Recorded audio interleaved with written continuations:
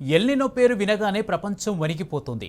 అంచనా వేసిన super El Niño ప్రభావం ఇప్పటికే మొదలైంది.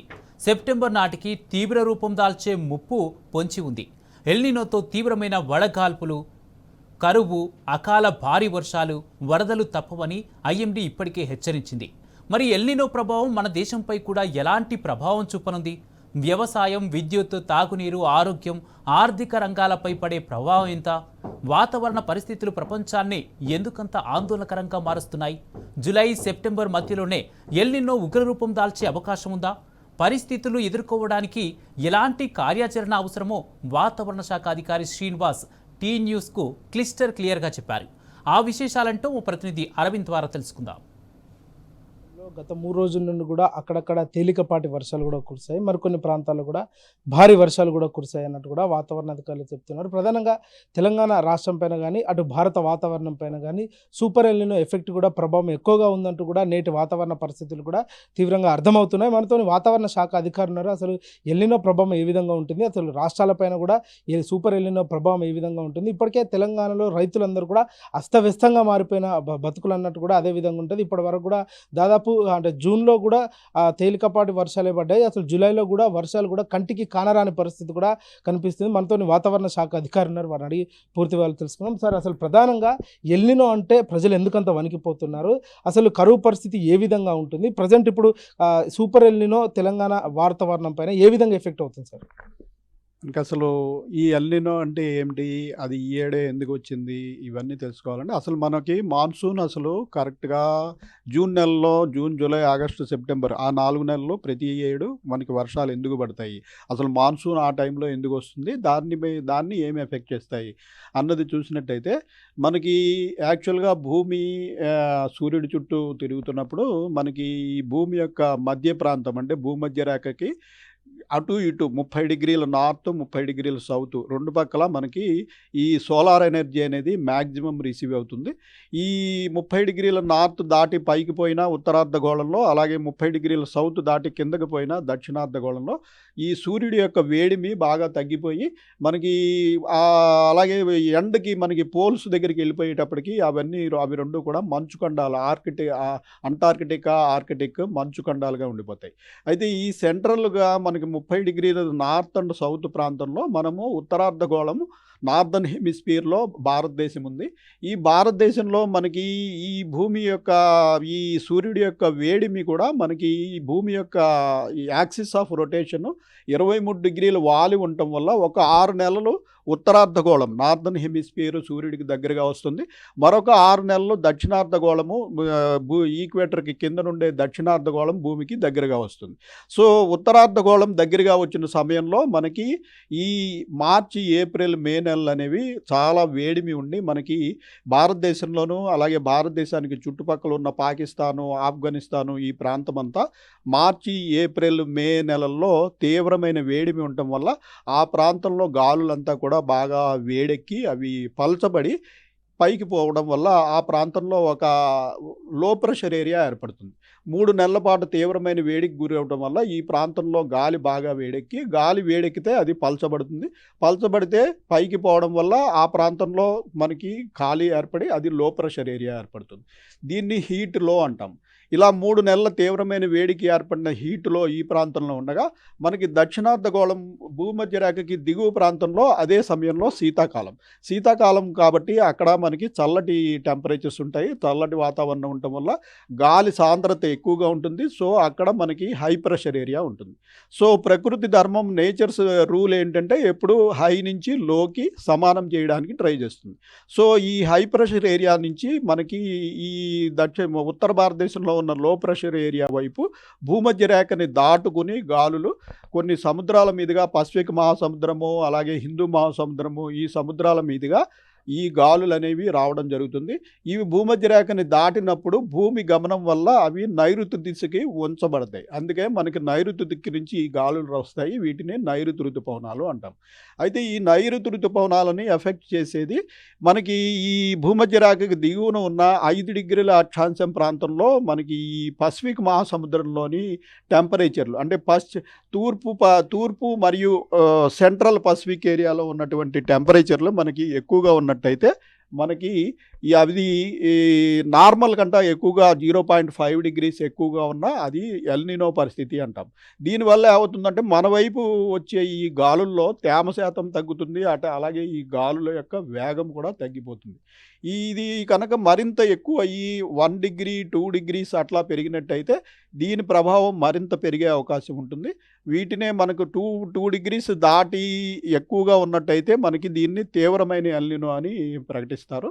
సో ప్రస్తుతం మనకి జూన్ నెల ఇంచుమించు 1-2 వారాల నుంచి ఎల్నినో ప్రారంభమైంది. ఆల్రెడీ అక్కడ 0.8 డిగ్రీస్ వరకు టెంపరేచర్లో నార్మల్ కంటే పెరిగినట్టు తెలుస్తుంది. రాగల 4-5 నెలల్లో ఇవి మరింత పెరిగే అవకాశం కూడా మనకి కనిపిస్తుంది.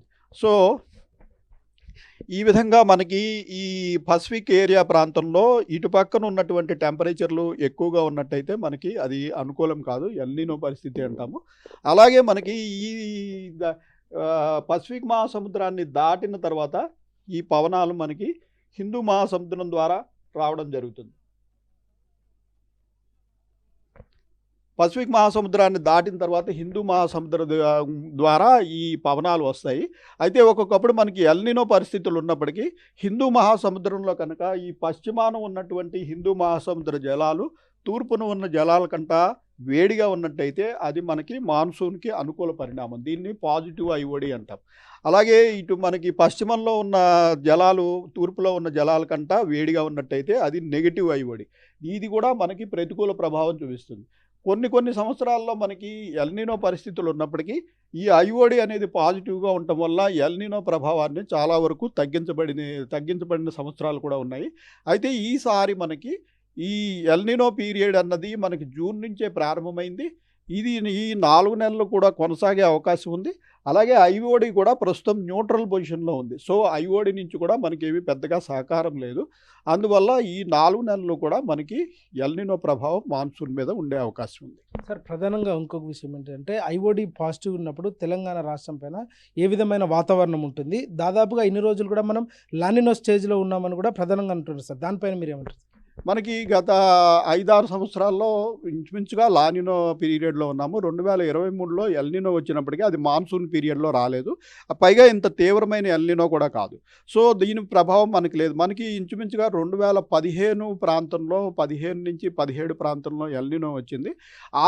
ఆ సమయంలో మనకి కొంచెం తీవ్రమైన వర్షాభావ పరిస్థితులు అవి ఉన్నాయి. ఆ తర్వాత పెద్దగా మనకి తీవ్రమైన ఎల్నినో రాలేదు. ఒక్కొక్కప్పుడు ఎల్నినో వచ్చినా కూడా మనకి ఐఓడి పాజిటివ్గా ఉండి దాని యొక్క ప్రభావాన్ని కొంతవరకు తగ్గించడము ఈ రకంగా ఉంది.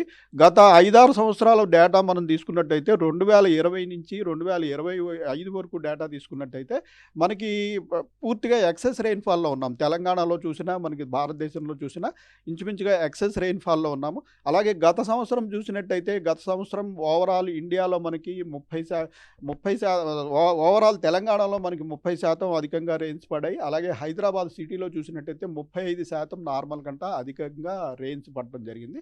అయితే ఈసారి ఎల్నినో ప్రభావం ఉండటం వల్ల మనకి ఈ ఎల్నినో సమయంలో పూర్తిగా రెయిన్స్ పడకపోవటం అంటూ ఉండదు.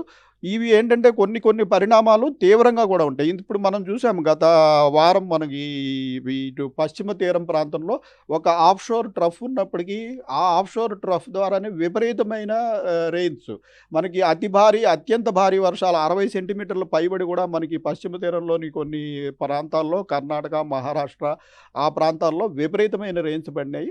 అలాగే ఈ ఎల్నినో సమయంలో ఏంటంటే ఈ డిస్ట్రిబ్యూషన్ అనేది సరిగా ఉండదు. కొన్ని ప్రాంతాల్లో విపరీతమైన వర్షపాతం పడటము, కొన్ని ప్రాంతాల్లో అసలు పడకపోవడము, లేదా 4-5 రోజులు అతి భారీ వర్షాలు పడటము, ఆ తర్వాత నెలంతా కూడా డ్రైగా ఉండడము, ఇటువంటి పరిణామాలే మెయిన్గా మనకి ఎల్నినో సమయంలో ఇబ్బంది కలిగించే అంశాలు. సార్ ప్రధానంగా అటు కేరళ కానీ మహారాష్ట్ర ముంబై కానీ అక్కడక్కడ కూడా భారీ వర్షాలు కూడా ఉన్నాయి. అటు ల్యాండ్ స్లైడ్ కూడా జరుగుతుంది సార్ ప్రధానమైన అక్కడ అంత భారీ వర్షాలు పడడానికి కారణాలు ఏంటి? మన దగ్గర పడకపోవడానికి మన వెదర్ కండిషన్స్తో దీని వల్ల డిఫరెన్స్ ఏముంటుంది సార్? మనకి గత వారం మీరు చెప్పినట్టు ఇటు మహారాష్ట్ర, కర్ణాటక, కేరళ ఈ తీర ప్రాంతం అంతా, పశ్చిమ తీర ప్రాంతం అంతా భారీ, అతి భారీ, అత్యంత భారీ వర్షాలు పడినాయి. దానికి కారణం అక్కడ ఒక ద్రోణి ఉంది. మనకి గుజరాత్ నుంచి ఇటు కేరళ వరకు కూడా ఈ తీరాన్ని ఆనుకుని ఒక ద్రోణి ఉంది. ఆ ద్రోణి ఉన్నప్పుడు మనకి మాన్సూన్ పీరియడ్‌లో ద్రోణి ఉన్నప్పుడు జనరల్‌గా రెయిన్స్ ఎక్కువ పడతాయి. అలాగే ఇప్పుడు సముద్ర టెంపరేచర్స్ కూడా ఉష్ణోగ్రతలు కూడా ఎక్కువగా ఉన్నాయి. ఈ ఉష్ణోగ్రతలు ఎక్కువగా ఉండి ఇటువంటి ద్రోణి ఉండి మాన్సూన్ పీరియడ్ ఉన్నట్టయితే మంచి వర్షాలు పడటం జరుగుతుంది. ఆ రకంగా అక్కడ అతి భారీ, అత్యంత భారీ వర్షాలు పడటం జరిగింది. అయితే ఆ ప్రాంతం నుంచి మనకి అదే సమయంలో ఇటు వాయువ్య బంగాళాఖాతంలో కూడా ఒక డిప్రెషన్ ఉంది. వాయుగుండం మనకి ఇక ఎటు ఒరిస్సా తీర సమీపంలో ఒక వాయుగుండం ఉంది.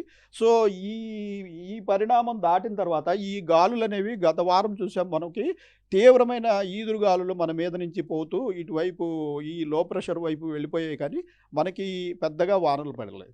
అంటే ఈ మాన్సూన్ పీరియడ్‌లో గాలుల తీవ్రత చాలా ఎక్కువగా ఉన్నట్టయితే ఈ గాలుల తీవ్రత ఉన్న ప్రాంతంలో పెద్దగా వర్షాలు పడవు. ఎందుకంటే ఈ క్లౌడ్ ఫార్మేషన్ కావాలంటే గాలులు కొంచెం నిలువరించబడాలి. అంటే దానిని నిలువరించబడే ట్రిగ్గర్ మెకానిజం ఏంటంటే మనకు దగ్గరలో ఏదైనా అల్పపీడనం కానీ, ద్రోణి కానీ, ఉపరితల ఆవర్తనం కానీ ఉన్నట్టయితే ఈ వేగంగా వస్తున్న మాన్సూన్ గాలులు ఆ ప్రాంతంలో మలుపు తిరగడం వల్ల అక్కడ కొంత స్లో అవుతాయి. దాంతోటి ఇక్కడ మాయిశ్చర్ అక్యుములేషన్ పెరుగుతుంది. అలాగే అక్కడ క్లౌడ్ ఫార్మేషన్ జరిగి మంచి రెయిన్స్ పడటానికి అవకాశం ఉంటుంది. అయితే గత వారం అంతా కూడా మనకి ఈ తీవ్రమైన ఈదురుగాలులు ఉండటం వల్ల మాన్సూన్ యాక్టివ్‌గా ఉన్నప్పటికీ తెలంగాణలో పెద్దగా రెయిన్స్ పడలేదు. సార్ ప్రధానంగా ఎల్నినో ఎఫెక్ట్ వల్ల గోదావరి జలాలు కూడా ఇనికిపోయే పరిస్థితి కూడా ఎక్కువగా ఉందంటూ కూడా ఆరోపణలు కూడా వస్తున్నాయి సార్. అంటే ఈ వర్ష ప్రభావంతోని గోదావరి జలాలు పెరిగే అవకాశం ఉంటుందా? లేకపోతే కాన్స్టాంట్ టు మోడరేట్‌గా ఉండే అవకాశాలు ఉంటాయి సార్? మనకి యాక్చువల్‌గా ఫోర్‌కాస్ట్ ఈ 4 నెలల ఫోర్‌కాస్ట్ ప్రకారం ఈ పశ్చిమ తీరంలో కూడా 30-40% వరకు లోటు కనిపించింది. అయితే ఎల్‌నినో పీరియడ్‌లో ఈ మార్పులు ఎట్లా ఉంటాయో ఆ రకంగానే మొన్న గత వారం ఉన్న ఆఫ్ షోర్ ట్రఫ్ తోటి మనకి జూలై నెలలో పడాల్సిన మొత్తం రెయిన్‌ఫాల్ కంటా ఎక్కువ మనకి పశ్చిమ తీరంలో పడిపోయింది. దీనివల్ల మనకి గోదావరి, కృష్ణా నదుల్లోకి బాగా జలాలు వస్తున్నాయి. అయితే మనకి ముందున ఉన్న రాష్ట్రాలు మహారాష్ట్ర, కర్ణాటకలో పెద్ద పెద్ద డ్యాములున్నాయి. ఆ డ్యాములన్నీ కూడా ప్రస్తుతం ఖాళీగా ఉన్నాయి. ఇప్పుడు పడిన వర్షాలతోటి ఆ డ్యాములు కొంతవరకు నిండిపోయే పరిస్థితి ఉంది. మరొకసారి కనుక ఇటువంటి పరిణామం సంభవించి మనకి పశ్చిమ తీరంలో వర్షాలు పడినట్టయితే మనకి మన డ్యాముల్లో కూడా నీళ్లు రావడానికి ఇటువంటి అవకాశం ఉంటుంది. ఇది కొంతవరకు మేలు. ఎందుకంటే మనకి తెలంగాణలో లోకల్‌గా వర్షాలు లేకపోయినా మనకి ఈ పశ్చిమ తీరంలో మంచి వర్షాలు పడి ఆ డ్యాములకు గనక ఈ నదుల్లోకి కనుక జలాలు వచ్చినట్టయితే కొంతవరకు మనకి తాగునీటికి, సాగునీటికి ఇబ్బందికర పరిస్థితులు లేకుండా ఉంటుంది. అయితే గత వారం పడిన వర్షాలు మటుకు చాలా మనకి కూడా ఉపయోగపడతాయి. ఎందుకంటే ఆ జలాలు మళ్ళీ ఇటు ఈ కృష్ణా, గోదావరిలోకి ప్రవేశించే అవకాశం ఉంటుంది కాబట్టి కొంతవరకు పరిస్థితి మెరుగు. సార్ ఇంకో విషయం ప్రధానంగా చూసుకుంటే మాత్రం అటు రైతుల పరిస్థితి కూడా అస్తవ్యస్తంగా ఉంది సార్. అంటే వాళ్ళు ఏ పంటలు వేయాలో అసలు నీటి కొరత ఉంది, అటు ఎల్లినో కొరత ఉంది, అటు వర్షాలు లేకపోయేసరికి వాళ్ళ పరిస్థితి కూడా అస్తవ్యస్తంగా ఉంది సార్. వాళ్ళకు కూడా ఏమైనా చెప్పే అవకాశాలు ఉంటాయి సార్ రైతులకు గాని? మనం రైతులకి కూడా గత 2 నెలల నుంచి చెప్తున్నామండి. ఈసారి ఎల్‌నినో పరిస్థితులు ఉన్నందున వరి సేద్యం చేసినట్టయితే చాలా ప్రాబ్లమ్ ఉంటుంది. ఎందుకంటే వరికి బాగా వాటర్ కావాలి. అలాగే మనకి ఈ తడి కూడా చాలా కాలం కొనసాగవలసి ఉంటుంది. మనకి వరి యొక్క ఈ పంట సమయం కూడా ఎక్కువ ఉంటుంది. సో అంత పంట సమయంలో మనకి మాన్సూన్ పీరియడ్‌లో ఈ ఎల్‌నినో సమయంలో కంటిన్యూస్ రెయిన్స్ పడే అవకాశం ఉండదు కాబట్టి వీలైనంత వరకు వరి నుంచి ఇతర పంటలకి అంటే మనకి తృణధాన్యాలు ఈ మిల్లెట్స్ ఇటువంటి వాటికి మారినట్టయితే అవి తక్కువ నీటితోటి అయిపోతాయి. అలాగే తక్కువ కాల పరిమితితోటి అయిపోతాయి. అలాగే వీలైన చోట్ల మనకి ఈ డ్రిప్ ఇరిగేషన్ కానీ, అలాగే స్ప్రింక్లర్స్ కానీ యూజ్ చేసినట్టయితే తక్కువ నీటితోటి సేద్యం అవుతుంది. అలాగే ఈ ఎల్‌నినో సమయంలో భారీ వర్షాలు, అతి భారీ వర్షాలు కూడా కొన్ని ప్రాంతాల్లో పడుతుంటాయి. కొద్ది రోజులు మాత్రమే పడతాయి. పడినప్పుడు ఆ 2 రోజుల్లో నీరు ఎక్కువైందని చెప్పేసి ఆ నీటిని బయటికి వదలకుండా పొలంలోనే ఒక కుంట తవ్వుకొని నిల్వ చేసుకోవాల్సిన అవసరం ఉంది. ఎందుకంటే మళ్ళీ తర్వాత డ్రై పీరియడ్ డెఫినిట్‌గా వచ్చేస్తుంది. ఆ డ్రై పీరియడ్‌లో ఈ కుంటలోని నీరుతోటి మనకు తడులు ఇచ్చుకోవడానికి కూడా అవకాశం ఉంటుంది. సో ఈ విధమైన సలహా మనం చాలామంది రైతులకి గత 2 నెలల నుంచి మనం చెప్తూనే ఉన్నాం. సార్ ప్రధానంగా జూలై నెలలో 2 నెలల్లో కూడా సగటు కంటే వర్షపాతం ఎంత నమోదైంది గతంలో కూడా? ఈసారి ఎంత నమోదవుతుంది సార్?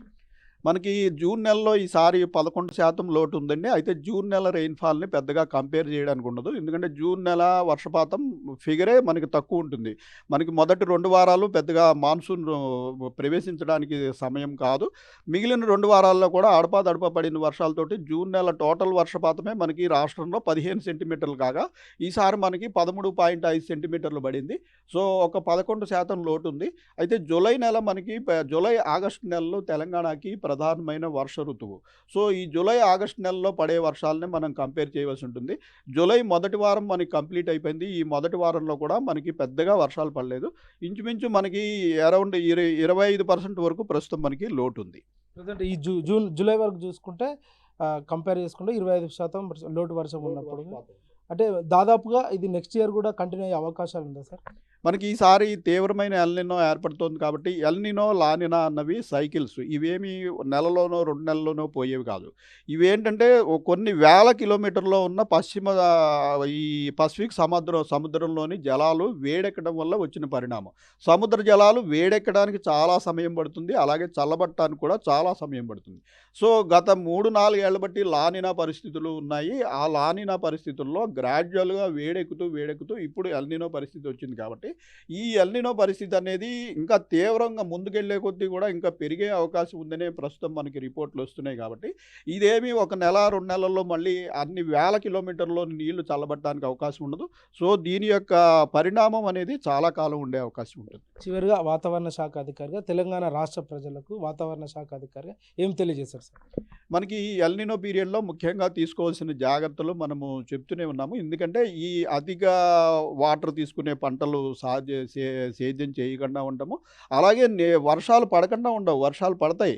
90% రెయిన్ అనేది పెద్ద డిఫికల్టీ కాదు. మెయిన్‌గా ఏంటంటే ఈ డిస్ట్రిబ్యూషన్ సరిగా ఉండదు. అంటే పడిన చోటే ఎక్కువ పడటము, లేదంటే 4, 5 రోజులు భారీ వర్షాలు పడి మళ్ళీ గ్యాప్‌లు వచ్చేయడము, ఇటువంటి పరిణామాలు ఉంటాయి కాబట్టి వర్షం పడినప్పుడు ప్రతివారు కూడా వర్షాన్ని జాగ్రత్త చేసుకోవాలి. దీన్ని ఏంటంటే ఒక కుంటలోకి మళ్లించుకొని పొలంలో నిల్వ చేసుకోవడము, అలాగే ఇళ్లలో అయినట్టయితే ఒక పెర్కులేషన్ పిట్ తప్పనిసరిగా పెట్టుకుని దానిలోకి మళ్లించుకుని బోర్ రీఛార్జ్ అయ్యేలాగా చేసుకోవడము.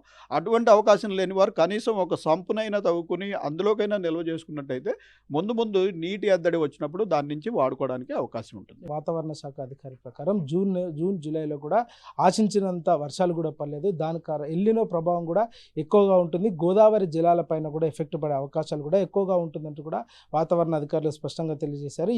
ఏదైతే ఈ ఏడాది సూపర్ ఎల్‌నినో కూడా కంటిన్యూ అయ్యే అవకాశాలు ఉన్నాయి. నెక్స్ట్ ఇయర్ కూడా అది ఉండే అవకాశాలు కూడా ఎక్కువగా ఉన్నాయంటూ కూడా వాతావరణ శాఖ అధికారి తెలిపారు. ఏదైనా ఇప్పుడు కూడా తెలంగాణ రాష్ట్రంలో లోటు వర్షం కూడా కొనసాగుతుంది. వీడియో జర్నలిస్ట్ మధుతో, అరవింద్, టీ న్యూస్, హైదరాబాద్.